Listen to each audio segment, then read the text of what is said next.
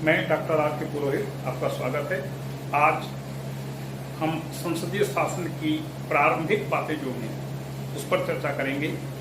पिछले चर्चाओं में हमने संविधान की विशेषताएं, उसकी संघीय व्यवस्था, मूल अधिकार और मूल कर्तव्य तथा नीति निर्देशक तत्व, इनकी हमने विस्तार से चर्चा की।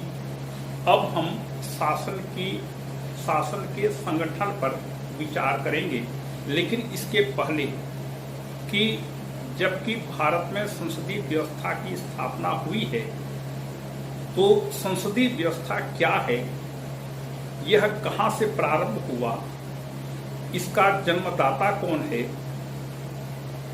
यह कहां पर सबसे पहले लागू हुआ, इन सब की एक चर्चा कर लें, ताकि जब हम व्यवस्थापिका कार्यपालिका की चर्चा भारतीय संविधान के अंतर्गत करेंगे तो हमको सभी चीजें पूरी स्पष्ट रूप से जान सकें, उसकी जानकारी हमको मिल सके, ताकि समझने में हमको असुविधा न हो। इसके लिए यह आवश्यक है कि संसदीय व्यवस्था के बारे में थोड़ी सी हम जानकारी प्राप्त कर लें। संसदीय व्यवस्था कहीं पर भी दुनिया में यदि लागू होती है तो उसकी कुछ मूलभूत विशेषताएं होती हैं। इन मूलभूत विशेषताओं की संक्षिप्त में चर्चा करें और इसके बारे में विस्तार से जब उन सिद्धांतों की या उन पदाधिकारियों की जब चर्चा करेंगे तो उस पर विस्तार से चर्चा होगी। अभी संक्षिप्त में देख लें। इसकी सबसे पहली विशेषता होती है कि राष्ट्रपति संवैधानिक प्रमुख होता है, अर्थात कार्यपालिका का मुखिया नाम मात्र का शासक होता है।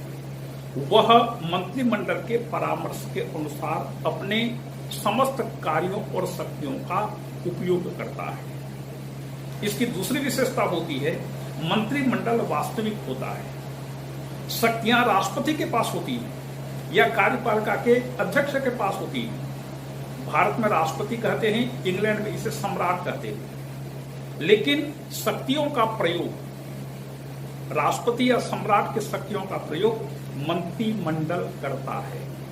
मंत्रिमंडल सभी विषयों पर, समस्त प्रकार की नीतियों पर अंतिम निर्णय लेता है और वह राष्ट्रपति को जाकर बताता है, उसे परामर्श कहते हैं, और राष्ट्रपति उस पर अपना हस्ताक्षर कर देता है। तो मंत्रिमंडल वास्तविक होता है, राष्ट्रपति नाम मात्र का होता है। तीसरी विशेषता कार्यपालिका अर्थात मंत्रिमंडल व्यवस्थापिका अर्थात प्रथम सदन के प्रति उत्तरदायी होता है।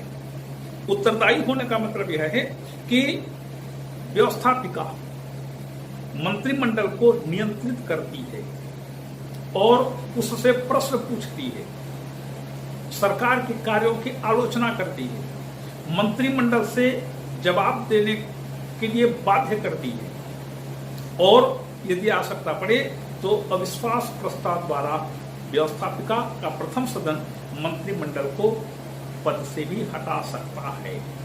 मतलब मंत्रिमंडल तब तक अपने पद पर बना रहता है जब तक कि उसे प्रथम सदन में बहुमत का विश्वास प्राप्त हो। अगली विशेषता है सामूहिक उत्तरदायित्व। सभी मंत्री एक साथ डूबते और एक साथ तैरते हैं। एक मंत्री के विरुद्ध यदि कोई अविश्वास प्रस्ताव पारित हो गया तो पूरे मंत्रिमंडल को त्याग पत्र देना पड़ता है। इसलिए कभी भी यदि कोई मंत्री अपने गलत कार्यों के कारण या गलत नीतियों के कारण संसद में बहुत ज्यादा आलोचना और निंदा का पात्र हो रहा है तो मंत्रिमंडल के बाकी सदस्य उसको अकेले नहीं छोड़ देते, अपितु उसको बचाने के लिए पूरी ताकत लगा देते हैं। तो वे एक साथ डूबते हैं, एक साथ तैरते हैं। अगली विशेषता है प्रधानमंत्री का नेतृत्व। मंत्रिमंडल का मुखिया प्रधानमंत्री होता है। प्रधानमंत्री अपने मंत्रिमंडल का ब्रह्मा विष्णु महेश होता है। मतलब मंत्रिमंडल को बनाने वाला, मंत्रिमंडल पर प्रशासन करने वाला और मंत्रिमंडल के सदस्यों को पद से हटाने वाला होता है। प्रधानमंत्री के नेतृत्व में पूरा मंत्रिमंडल एक टीम की भांति काम करता है। इसके बाद अगली विशेषता है एकता। मंत्रिमंडल के सदस्यों की भी एकता होती है। वे मतभेद प्रकट नहीं कर सकते। मैकडोनाल्ड कहता है, महत्वपूर्ण यह नहीं है कि हम क्या कहते हैं, महत्व इस बात का है कि हम एक ही बात कहते हैं। मतलब मंत्रिमंडल के सदस्यों के बीच मतभेद नहीं होता, और यदि कोई व्यक्ति, यदि कोई मंत्री मंत्रिमंडल के निर्णय से असहमत है, किसी निर्णय से असहमत है, मंत्रिमंडल की किसी नीति के प्रति अपनी असहमति व्यक्त करता है, तो वह त्याग पत्र दे देता है। फिर राजनीतिक सजातीयता, सभी मंत्रियों की राजनीतिक जाति एक ही होती है, अर्थात वे सभी एक ही राजनीतिक दल से संबद्ध होते हैं। वैसे जहां पर एक दल को स्पष्ट बहुमत न मिल पाया, वहां पर मिलीजुली सरकार भी बनती है, लेकिन मिलीजुली सरकार अस्थायी होती है। संसदीय शासन का सबसे बढ़िया तत्व है कि द्विदलीय पद्धति हो, वहां पर एक दल को स्पष्ट बहुमत मिले तो वो जो सरकार बनती है वह अपने कार्यकाल को लगभग पूरा कर लेती है। और अंतिम विशेषता होती है गोपनीयता, मतलब मंत्रिमंडल का प्रत्येक सदस्य गोपनीयता की शपथ से बंधा होता है। मंत्रिमंडल की बैठक में जो भी निर्णय लिए जाते हैं वह उसको प्रकट नहीं कर सकता। यदि प्रकट करता है तो उसके विरुद्ध फौजदारी कार्यवाही की जा सकती है। ये संसदीय शासन की विशेषताएं या लक्षण है। और दुनिया के लगभग सभी देशों में जहां कहीं भी संसदीय व्यवस्था है, ये विशेषताएं किसी न किसी रूप में अवश्य ही पाई जाती हैं। अब देखें कि संसदीय शासन का जन्म कैसे हुआ, कहां हुआ, यह कब से लागू हुआ, इन सभी के बारे में चर्चा करें। इंग्लैंड को संसदीय शासन की जननी कहा जाता है, मतलब इंग्लैंड से संसदीय शासन व्यवस्था का प्रारंभ हुआ। यह एक ही टाइम पर, एक ही तिथि को प्रारंभ नहीं हुआ, अपितु इसका क्रमिक रूप में विकास हुआ। मुनरो कहता है, ब्रिटिश संविधान संयोग और बुद्धिमत्ता की संतान है। संयोग और बुद्धिमत्ता, कुछ ऐसे इंसिडेंट्स हुए, कुछ ऐसा संयोग हुआ और कुछ बुद्धिपूर्ण या विवेकपूर्ण योजनाएं बनाई गई, और इसका परिणाम यह हुआ कि एक नई शासन व्यवस्था का उदय हुआ, विकास हुआ, और उसको नाम दिया गया संसदीय शासन व्यवस्था। इसको 3 नामों से पुकारा जाता है। पहला नाम है, इसको संसदीय शासन कहते हैं क्योंकि इस व्यवस्था में संसद की भूमिका बहुत अधिक महत्वपूर्ण होती है। दूसरा, इसको मंत्रिमंडलीय सरकार भी कहते हैं, कैबिनेट गवर्नमेंट भी कहते हैं, क्योंकि मंत्रिमंडल ही वास्तविक शासक होता है, इसलिए मंत्रिमंडल का महत्व अन्य किसी भी अंग की तुलना में अधिक होता है। इसको मंत्रिमंडलीय सरकार भी कहते हैं। इसे वेस्टमिनिस्टर पद्धति भी कहते हैं, वेस्टमिनिस्टर सिस्टम। क्योंकि इंग्लैंड में वेस्टमिनिस्टर एक स्थान का नाम है जहां पर कि संसद भवन स्थित है।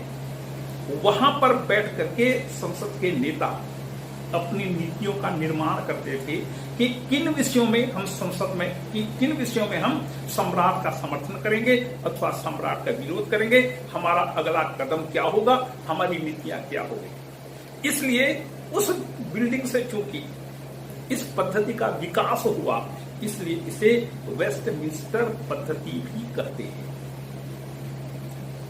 बहुत पीछे से देखें, सन 850 ईस्वी में सम्राट अल्फ्रेड महान ने इंग्लैंड और आसपास के विभिन्न द्वीपों को जीत करके यूनाइटेड किंगडम की स्थापना की और राजतंत्र का प्रारंभ हुआ।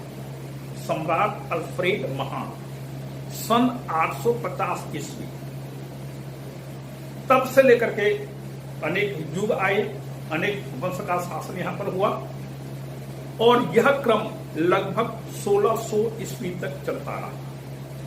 इन लगभग 800 वर्षों में संसद और सम्राट के बीच निरंतर संघर्ष की स्थिति बनी रही। सम्राट का सोचना था कि वह सम्राट है, पूरे देश का सबसे बड़ा व्यक्ति है, वह ईश्वर की भांति पूज्य है, उसके ऊपर कोई नहीं, वह कुछ भी कर सकता है, उस पर कोई नियंत्रण नहीं। संसद के नेता सोचते थे कि वे जनता के प्रतिनिधि हैं, भले निर्वाचित प्रतिनिधि न हो, लेकिन जनता का किसी न किसी रूप में प्रतिनिधित्व करते हैं। शासक को जनता से शक्तियां प्राप्त होती है, इसलिए संसद बड़ी है, सम्राट उसके अधीन होता है। कभी सम्राट शक्तिशाली हो जाता था तो 2-4 सांसदों को फांसी पर लटका देता था, कभी संसद शक्तिशाली हो जाती थी तो राजा को पद से भी हटा देती थी। यह क्रम ऊपर नीचे उतार चढ़ाव निरंतर चलता रहा। आखिर में चार्ल्स प्रथम आया, जेम्स प्रथम आया 1600 ईस्वी से। उसने कुछ ऐसी नीतियों का, सिद्धांतों का विवेचन किया जिससे संसद में घोर असंतोष उत्पन्न हुआ। जेम्स प्रथम नंबर 1 का निरंकुश शासक था। उसका कथन बहुत ही प्रसिद्ध है कि दुनिया में जितने भी राजा हैं, ये सब ईश्वर की सांस लेती हुई मूर्तियां हैं। इनका उल्लंघन करना, ईश्वर के आदेश का उल्लंघन करना है, मतलब पाप है। इसलिए राजा ईश्वर की भांति पूजनीय है। लेकिन जैसे तैसे करके भी जेम्स प्रथम का कार्यकाल समाप्त हुआ। उसके बाद उसका बेटा आया चार्ल्स प्रथम। चार्ल्स प्रथम भी अपने पिता के पद चिन्हों का अनुसरण करने लगा और सांसदों और संसद के साथ उसकी बिल्कुल नहीं बनी। परिणाम यह हुआ कि संसद और सम्राट के बीच संघर्ष शुरू हो गया गृह युद्ध के रूप में। पूरा देश 2 भागों में बट गया, एक तरफ सम्राट के समर्थक, दूसरी तरफ संसद के समर्थक। यह अवधि है 1642 से 1645 तक। गृह युद्ध हुआ 3 साल तक। सम्राट परास्त हुआ, सम्राट के विरुद्ध मुकदमा चला और 1649 ईस्वी में सम्राट चार्ल्स प्रथम को फांसी की सजा दे दी गई। इस लंबी अवधि तक संसद और सम्राट के बीच जो संघर्ष चला, संसद के नेता इतना ज्यादा परेशान हो गए थे सम्राटों से कि उन्होंने सोचा कि तो सम्राट को पद से हटाए तो क्या, सम्राट को तो फांसी पर लटका दिए, अब हम राजतंत्र को भी समाप्त कर देते। तो राजतंत्र और उससे संबंधित समस्त संस्थाओं को समाप्त कर दिया गया और क्रॉमवेल के नेतृत्व में गणतांत्रिक व्यवस्था की स्थापना की गई। यह समय है 1649। 850 ईस्वी में राजतंत्र की स्थापना हुई थी। 1649 में इसको समाप्त कर दिया गया। लगभग 799 वर्षों के बाद क्रॉमवेल ने 1658 तक काम किया। 1658 में उसका भी बुलावा आ गया। उसकी मृत्यु के बाद फिर से ब्रिटिश संसद के नेताओं ने सोचना शुरू किया, अब क्या करें, किसको राजा बनाएं, किसको हम अपना सम्राट बनाएं। तय नहीं हो पाया। आखिर में संसदीय नेता चार्ल्स प्रथम के बेटे चार्ल्स द्वितीय के सामने नतमस्तक हुए। चार्ल्स प्रथम की फांसी की सजा के बाद वह फ्रांस में पेरिस में आकर रह रहा था। संसदीय नेता पहुंचे चार्ल्स द्वितीय के पास। उन्होंने कहा, सम्राट चलिए हम आपको लेने आए। चार्ल्स द्वितीय ने कहा, तुमने मेरे बाप को मारा, मेरे को मारा, मैं नहीं जाता। संसदीय नेताओं ने कहा, नहीं, ऐसा कुछ नहीं होगा, आप चलिए, हम पुनः राजतंत्र की स्थापना करना चाहते हैं। चार्ल्स द्वितीय आया और उसके आने के बाद पुनः राजतंत्र की स्थापना हुई और जो 850 ईस्वी से राजतंत्र शुरू किया गया था, वह ये जो 9 वर्ष का पीरियड है, इस गैप को छोड़ करके अभी 2023 तक भी निरंतर चल रहा है। इसमें केवल यही एक ब्रेक समय है 1649 से 1658। चार्ल्स द्वितीय आया, उसने बहुत बढ़िया काम किया। उसे मंत्रिमंडल का संस्थापक माना जाता है। लेकिन वह उस जमाने में 1658-60 में जब सम्राट बना तो उसने जिन 5 मंत्रियों को, 5 लोगों से वह परामर्श लिया करता था, ये 5 मंत्री थे, उनके नाम के पहले अक्षर को लेकर उसको संबोधित किया गया कबाल, CABAL। C क्लीफोर्ड, A Arlington, B Buckingham, A Astley, L लेंडरडेल। ये 5 मंत्री थे और इन 5 मंत्रियों के साथ वह परामर्श लेता था और राज्य के समस्त प्रकार के कार्यों का संपादन किया करता था। लेकिन उसे कैबिनेट का संस्थापक माना जाता है। कैबिनेट क्या है? कैबिनेट को राजनीति की भाषा में मंत्रिमंडल कहते हैं, मतलब मंत्रियों का समूह। तो इसकी शुरुआत कैसे हुई? सम्राट चार्ल्स द्वितीय जब इन 5 मंत्रियों से परामर्श लेता था तो वह राजमहल के अंदर वाले कमरे में बैठ करके परामर्श लेता था। और अंग्रेजी में किसी भी वस्तु के अंदरूनी भाग को कैबिनेट कहते हैं। जैसे एक बॉक्स है, बॉक्स के अंदर वाला जो भाग होता है उसको कैबिनेट कहते हैं। विशेषकर जैसे मेकअप बॉक्स महिलाएं खरीदती हैं तो मेकअप बॉक्स के अंदर का पोर्शन कितना आकर्षक होता है, तो वो सार चीज है। तो इस प्रकार से कैबिनेट की उत्पत्ति यहां से हुई। चार्ल्स द्वितीय ने कबाल अर्थात मंत्रिमंडल का संगठन किया, इसलिए उसको मंत्रिमंडल का जनक कहा जाता है। चार्ल्स द्वितीय ने अपना कार्यकाल बहुत बढ़िया से पूरा किया, उसकी मृत्यु हुई। उसके बाद उसका उत्तराधिकारी बना जेम्स द्वितीय। जेम्स द्वितीय चार्ल्स प्रथम और जेम्स प्रथम का अनुकरण करने वाला था। उसने अपनी ओर से एक आदेश जारी करके बोल दिया कि संसद के कानूनों को निरस्त करने का अधिकार मेरे पास है और मैं संसद के किसी भी कानून को निरस्त कर सकता हूं। मतलब संसद मेरे अधीन है, मैं जो चाहूं वो कर सकता हूं। संसद के नेता बड़े अप्रसन्न हुए सम्राट के इस आदेश से। उन्होंने ऑरेंज के राजकुमार विलियम तृतीय को बुलाया। विलियम तृतीय जेम्स सेकंड का बहनोई था और विलियम तृतीय की पत्नी मेरी ये जेम्स द्वितीय की बहन थी। तो संसद के नेता विलियम तृतीय के पास पहुंचे। ऑरेंज एक राज्य का नाम था, छोटा सा राज्य था। वहां के राजकुमार विलियम तृतीय को उन्होंने कहा कि आप इंग्लैंड पर आक्रमण करिए। देखिए, ब्रिटिश संसद के नेता विलियम तृतीय के पास जाकर बोल रहे हैं कि आप हमारे ऊपर आक्रमण करिए। विलियम तृतीय और मेरी ने मिलकर पूरी सेना के साथ इंग्लैंड पर आक्रमण किया। ये घटना है 1688 की। और जब विलियम तृतीय और मेरी ने आक्रमण किया इंग्लैंड पर, तो सम्राट जेम्स द्वितीय ने देखा कि उसके अंगरक्षक भी उसके साथ नहीं रहे। वो सब के सब संसद की ओर से मिल गए हैं। उसका बचाने वाला कोई नहीं रहा पूरे इंग्लैंड में। तो वह गद्दी छोड़कर भाग गया। इस प्रकार से रक्त का एक बूंद भी बहाए बिना एक बहुत बड़ी क्रांति हो गई थी इंग्लैंड में, जिसे 1688 की रक्तहीन क्रांति कहते हैं या शानदार क्रांति कहते हैं। सम्राट जेम्स द्वितीय भाग गया। विलियम तृतीय और मेरी ये दोनों संयुक्त रूप से इंग्लैंड के सम्राट बन गए।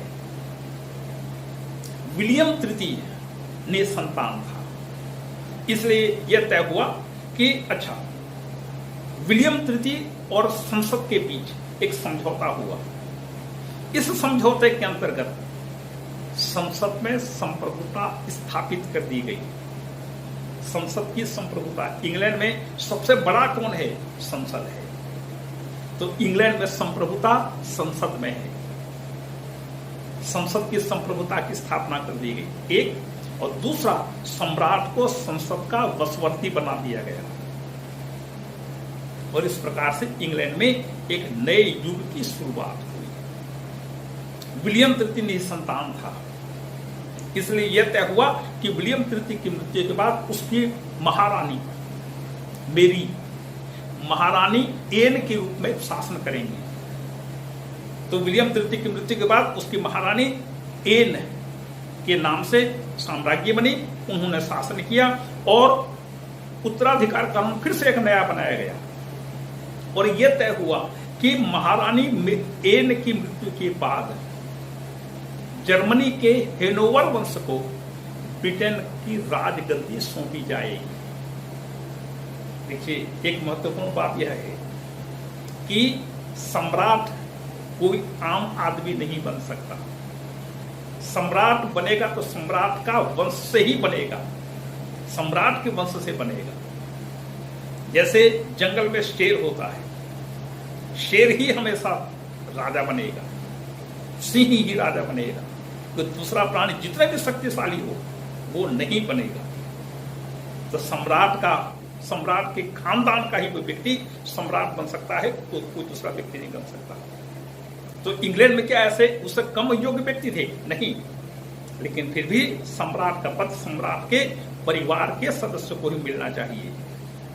तो यह तय हुआ कि इंग्लैंड का राज सिंहासन जर्मनी के हेनोवर वंश को सौंपा जाएगा। महारानी एन की मृत्यु हुई, उसके बाद जर्मनी के हेनोवर वंश के प्रथम शासक के रूप में जॉर्ज प्रथम इंग्लैंड का सम्राट बना। जॉर्ज प्रथम को अंग्रेजी भाषा नहीं आती थी, इसलिए उसने सोचा, और उसको ब्रिटिश राजनीति से कोई मतलब भी नहीं था। उसने सोचा कि मेरे को अंग्रेजी आती नहीं है, मैं क्या करूंगा काम करके, या आप मंत्रियों से संपर्क कैसे करूंगा मैं। तो उसने वालपाल, सर रॉबर्ट वालपाल के नाम का एक मंत्री था, उसने उसको पूरा काम सौंप दिया। वालपाल जर्मन भाषा भी जानता था, उसने मंत्रिमंडल की बैठक बुलाना शुरू किया, मंत्रिमंडल की बैठकों की अध्यक्षता करना शुरू किया। मंत्रिमंडल की बैठक में जो भी निर्णय होते थे उन निर्णयों को वह जाकर सम्राट को बताता था। सम्राट आदेश पर हस्ताक्षर करने लगा। देखिए, मंत्रिमंडल वास्तविक, सम्राट या कार्यपालिका का मुखिया, संवैधानिक प्रमुख। क्लियर हो गया। जॉर्ज प्रथम के बाद उसका बेटा या जॉर्ज द्वितीय, उसको भी अंग्रेजी नहीं आती थी। उसने कहा वालपाल से लगे रहो। वालपाल अपना पुराना काम फिर से करने लगा, उसको कोई परेशानी नहीं हुई। अब वालपाल ने सोचा कि मैं जो भी काम करूं, यदि संसद की स्वीकृति मिल जाए तो सोने में सुहागा हो जाएगा। क्योंकि संसद की स्वीकृति मिलने का मतलब है संसद की पूरे देश की जनता की स्वीकृति मिल जाए कि मुझे अपनी नीतियों के बारे में, कार्यों के बारे में, निर्णयों के बारे में, तो एक अच्छा माहौल बनेगा। तो उसने क्या किया, जो भी मंत्रिमंडल निर्णय लेता था उन निर्णयों को प्रस्ताव के रूप में संसद में पेश करने लगा। संसद में उस पर चर्चा होती थी, बहस होता था, वाद विवाद होता था, मंत्री लोग मिलकर के उसका जवाब देते थे और तमाम प्रकार से चर्चा होने के बाद फिर उस पर मतदान होता था। मतदान में वह प्रस्ताव पास हो जाता था और इस प्रकार से वालपाल को काम करने में सुविधा होने लगी। इसी समय में एक प्रथा शुरू हुई कि यदि मंत्रिमंडल में एक दल के सदस्यों को नियुक्त किया जाए तो मंत्रिमंडल के सदस्यों में एकता बनी रहेगी और वो एकजुट होकर के संसद में सामना कर सकेंगे। राजनीतिक सजातीयता, इस प्रकार से परंपरा बनी कि मंत्रिमंडल में एक ही राजनीतिक दल के सदस्य होंगे। और आगे देखिएगा, खूब मजे की बात हुई। वालपाल ने एक बार एक प्रस्ताव संसद में पेश किया, संसद में उस पर चर्चा हुई। जब मतदान का समय आया तो संसद ने उसको पारित नहीं किया, मतलब बहुमत नहीं मिल पाया उस प्रस्ताव पर। वालपाल बड़ा दुखी हुआ और सम्राट का सर्वाधिक विश्वास पात्र होने के बावजूद उसने अपने पद से त्याग पत्र दे दिया। परंपरा बनी कि यदि मंत्रिमंडल के द्वारा पेश किया गया कोई प्रस्ताव संसद में पारित नहीं होता है तो उसे मंत्रिमंडल के विरुद्ध अविश्वास प्रस्ताव माना जाएगा। और आगे देखिएगा, जब वालपाल ने त्याग पत्र दिया तो उसके सभी साथियों ने सोचा अब हम भी रहकर क्या करेंगे, चलो हम भी छोड़ते हैं। उन्होंने भी त्याग पत्र दे दिया। एक परंपरा बनी कि प्रधानमंत्री के त्याग पत्र का अर्थ पूरा मंत्रिमंडल भंग माना जाएगा। सामूहिक उत्तरदायित्व। इस प्रकार से वालपाल ने बहुत बढ़िया काम किया और वालपाल के जाने के बाद जो भी मंत्री आए, इन सभी मंत्रियों ने मिलकर के वालपाल की परंपरा को आगे खींचने का काम किया। जॉर्ज द्वितीय के बाद उसका बेटा आया जॉर्ज तृतीय। जॉर्ज तृतीय बढ़िया इंग्लिश फर्राटेदार अंग्रेजी बोलने वाला था। उसने सोचा कि मैं फिर से मंत्रिमंडल की बैठक बुलाऊं, बैठकों की अध्यक्षता करूं, मैं मंत्रियों का मुखिया बनकर काम करूं। तो ब्रिटिश जनता ने इसका विरोध किया। कहा सम्राट हमारे देश में परंपरा बन चुकी है कि अब सम्राट मंत्रिमंडल की बैठक न तो बुलाएंगे, न उस बैठक में सम्मिलित होंगे और न ही बैठकों की अध्यक्षता करेंगे। बेचारा जॉर्ज तृतीय मन मायूस करके बैठ गया और इस प्रकार से इंग्लैंड में संसदीय शासन का विकास हुआ। पहले सम्राट का विरोध करना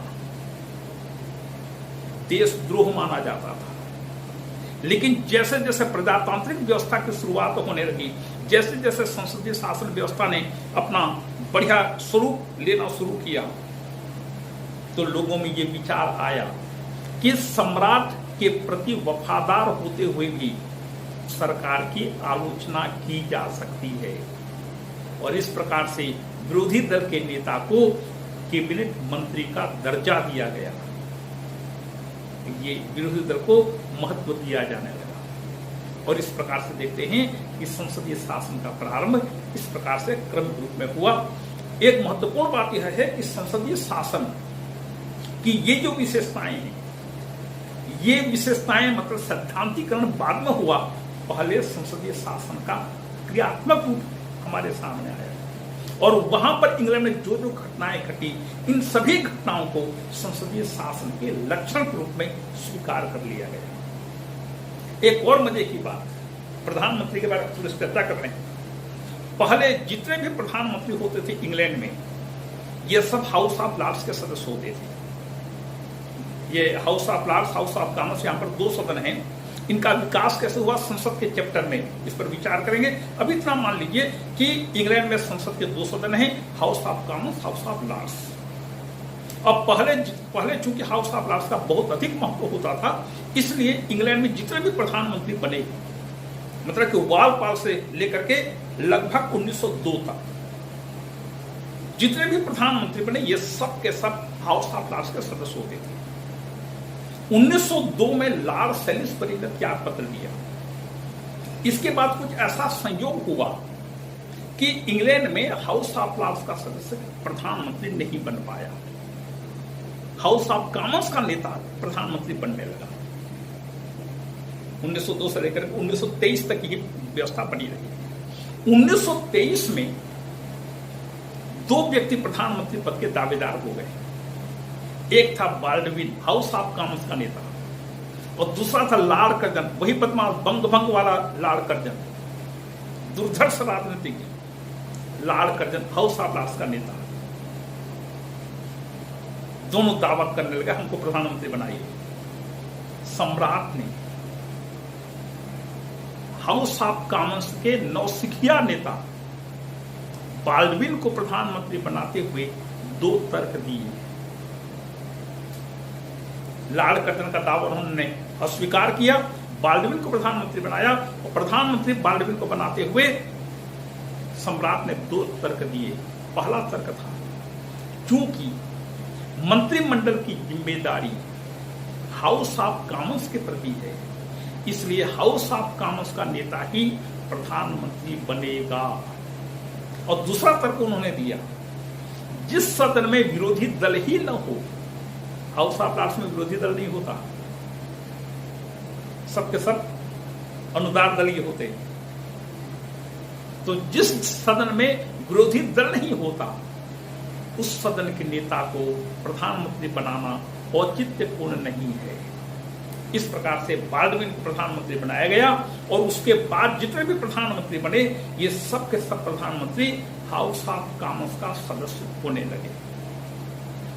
इसके बाद और एक मजेदार घटना घटी। 1963 में हाउस ऑफ लॉर्ड्स के नेता लॉर्ड होम को महारानी एलिजाबेथ द्वितीय ने प्रधानमंत्री बना दिया। सबने चिल्लाना शुरू किया, परंपरा खत्म हो गई, परंपरा का उल्लंघन हो गया, गड़बड़ हो गया, हाउस ऑफ लॉर्ड्स का भी सदस्य प्रधानमंत्री बनने लगा। लॉर्ड होम ने एक कानून बनाया, एक कानून पास करवाया संसद से। वह कानून क्या था कि कोई भी व्यक्ति लॉर्ड की उपाधि का परित्याग कर सकता है। इसके पहले कोई भी लॉर्ड अपनी उपाधि का परित्याग नहीं कर सकता था। उसने एक कानून पारित करवाया संसद से कि कोई भी व्यक्ति अपनी लॉर्ड की उपाधि का परित्याग कर सकता है। उसने लॉर्ड की उपाधि का परित्याग किया और हाउस ऑफ कॉमन्स का निर्वाचन लड़ करके हाउस ऑफ कॉमन्स का सदस्य बना और उसने बता दिया कि जिस जनता ने परंपराओं की रक्षा करने का विश्वास हम नेताओं के ऊपर छोड़ा है, हम उस विश्वास को हर कीमत पर बनाए रखने के लिए कटिबद्ध है। इस प्रकार से इंग्लैंड में अब हाउस ऑफ कॉमन्स का नेता प्रधानमंत्री बनने लगा है नियमित रूप से। और आश्चर्य की बात यह है कि पहले पूरी मंत्रिमंडलीय व्यवस्था परंपराओं पर आधारित थी। 1937 में मिनिस्टर्स ऑफ क्राउन एक्ट बना करके इस मंत्रिमंडल को कानूनी रूप दिया गया। इस प्रधानमंत्री के पद का विकास कैसे हुआ? एक बहुत ही मजेदार घटना घटी। वालपाल, सर रॉबर्ट वालपाल ने दो परंपराएं डाली। एक संसद से स्वीकृति लेने का, इसकी चर्चा अभी थोड़ी देर पहले हुई, और दूसरी उसने क्या परंपरा डाली? 10 डाउनिंग स्ट्रीट, लंदन 10 नंबर है, डाउनिंग स्ट्रीट का 10वां नंबर का बंगला उसने अपना कार्यालय और निवास के रूप में तय किया। और आज भी ब्रिटिश प्रधानमंत्री उसी भवन में निवास करता है। 10 डाउनिंग स्ट्रीट वही उसका निवास है और वही उसका कार्यालय भी है। तो सर रॉबर्ट वालपाल अपने आप को प्रधानमंत्री नहीं बोलता था, वह अपने आप को प्रथम मंत्री कहता था, फर्स्ट मिनिस्टर। प्राइम मिनिस्टर नहीं, फर्स्ट मिनिस्टर। जैसे लॉर्ड मार्ले बोलता है प्रधानमंत्री समकक्षों में प्रथम होता है। जैसे क्लास रिप्रेजेंटेटिव होता है, कक्षा प्रतिनिधि, यूनियन इलेक्शन के समय कक्षा प्रतिनिधि चुनते हैं, तो जो कक्षा प्रतिनिधि होता है वह क्लास का पहला विद्यार्थी होता है। इसी प्रकार से वो फर्स्ट मिनिस्टर अपने आप को बोला करता था। इसी बीच 1888 में बर्लिन की संधि हुई, जिसमें फ्रांस और रूस, ऑस्ट्रिया, हंगरी, जर्मनी, इन तमाम देशों के सम्राट उस सम्मेलन में भाग लेने पहुंचे। इंग्लैंड में चूंकि सम्राट नाम मात्र का शासक था, इसलिए इंग्लैंड की ओर से सम्राट नहीं पहुंचा, प्रधानमंत्री पहुंचा। और प्रधानमंत्री का नाम था लॉर्ड बीकम्सफील्ड। तो लॉर्ड बीकम्सफील्ड ने देखा कि वहां पर तो बड़े बड़े सम्राट बैठे हुए हैं, पहुंचे हुए हैं, तो अपना शान दिखाने के लिए, अपने पद की महत्ता को प्रदर्शित करते हुए उसने क्या किया, जब बर्लिन संधि पर हस्ताक्षर करने की बात आई तो उसने अपना डिजिग्नेशन लिखा, first Lord of her Majesty's treasury.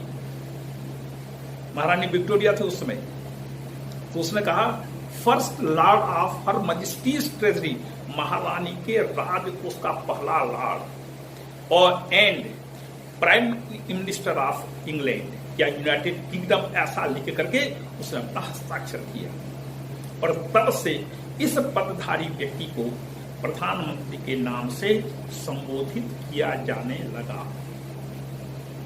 तो अब हम देखते हैं कि ये जो संसदीय शासन की विशेषताएं हैं, ये समस्त विशेषताएं और लक्षण क्रमिक रूप से विकसित हुई हैं। कई बार संयोग हुआ, कई बार बुद्धिपूर्ण योजनाएं बनाई गई और इस प्रकार से इंग्लैंड में संसदीय शासन की स्थापना हुई, संसदीय शासन का प्रारंभ हुआ। इसी के साथ इसका ये इंट्रोडक्टरी चैप्टर समाप्त हुआ। अगले व्याख्यान में हम फिर राष्ट्रपति तक पहुंचेंगे। आपको धन्यवाद।